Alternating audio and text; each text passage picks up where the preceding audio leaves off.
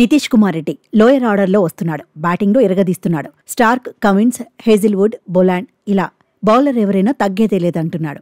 సహచరుల మద్దతు దొరక్కపోయినా పరుగులు పోటెత్తిస్తున్నాడు. ఆసీస్ గడ్డ మీద పేసర్లను ఫేస్ చేయడం అంత ఈజీ కాదు. కానీ నితీష్ కుమార్ రెడ్డి మాత్రం తన మార్క్ చూపిస్తున్నాడు. బ్యాటింగ్లో వైల్డ్ ఫైర్ చూపిస్తున్నాడు. పేస్ బౌలర్లను అటాక్ చేయడానికి ఇష్టపడుతున్నాడు. 21 సంవత్సరాల వయసులోనే ఆటలో దూకుడు చూపిస్తున్నాడు. ఇప్పటి వరకు ఆడిన 4 ఇన్నింగ్స్ల్లో 3 సార్లు టాప్ స్కోరర్గా నిలిచాడు. టాప్ స్కోరర్గా నిలిచిన ఇన్నింగ్స్ల్లో 41 పరుగులు, 42 పరుగులు ఉన్నాయి. అటాకింగ్ షాట్స్తో నితీష్ కుమార్ రెడ్డి ఆడిన తీరుకు క్రికెట్ ప్రపంచం ఫిదా అవుతోంది. అయితే తక్కువ పరుగులకే ఎక్కువ వికెట్లు కోల్పోయిన సమయంలో ఒత్తిడి ఉంటుంది. ఆ ఒత్తిడిని కూడా నితీష్ కుమార్ రెడ్డి అద్భుతంగా హ్యాండిల్ చేస్తున్నాడు.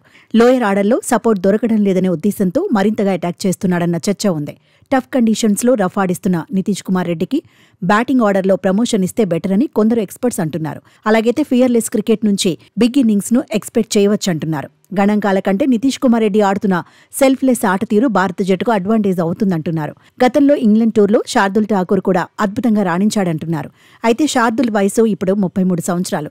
నితీష్ వయసు 21 సంవత్సరాలే. యువ ప్లేయర్ను టీం అవసరాలకు తగినట్టుగా వాడుకోవచ్చని ఎక్స్పర్ట్స్ సూచిస్తున్నారు. బ్యాటింగ్ ఆర్డర్లో ముందుకు జరిపితే సంచలనాలు నమోదవడం ఖాయమంటున్నారు. నితీష్ను ఎవరూ ఆపలేరని అభిమానులు కూడా నమ్మకంగా చెబుతున్నారు. నిజానికి ఆస్ట్రేలియాతో సిరీస్కు ముందు నితీష్కు పెద్దగా అనుభవం ఏమీ లేదు. ఇప్పటి వరకు 25 ఫస్ట్ క్లాస్ మ్యాచ్లే ఆడాడు. కానీ ఆంధ్ర తరపున వివిధ ఏజ్ గ్రూప్ టోర్నీలో తన స్టామినా చూపించిన అనుభవం ఉంది. అదే సమయంలో ఐపీఎల్లోనూ ఎరగదీశాడు. సన్ రైజర్స్ హైదరాబాద్ తరపున కేక పెట్టించాడు. అంతర్జాతీయ టీ20లో ఛాన్స్ కొట్టేశాడు. అయితే బోర్డర్ గవాస్కర్ ట్రోఫీకి ముందు ఆసీస్ ఏతో మ్యాచ్ల్లో పెద్దగా స్కోర్లేమీ చేయలేదు. కానీ నితీష్ కుమార్ రెడ్డి అంకిత భావంతో హార్డ్ వర్క్ చేస్తున్నాడు. ఆసీస్తో టెస్టు సిరీస్లో ఆరంభం నుంచి తనదైన ముద్ర వేస్తున్నాడు. వేగంగా పరుగులు చేయాలనే లక్ష్యంతో బ్యాటింగ్ చేస్తున్నాడు. సీమ్ బౌలింగ్ ఆల్రౌండర్గా జట్టులో సెటిల్ అయ్యేందుకు కావాల్సిన పునాదులు వేసుకున్నాడు.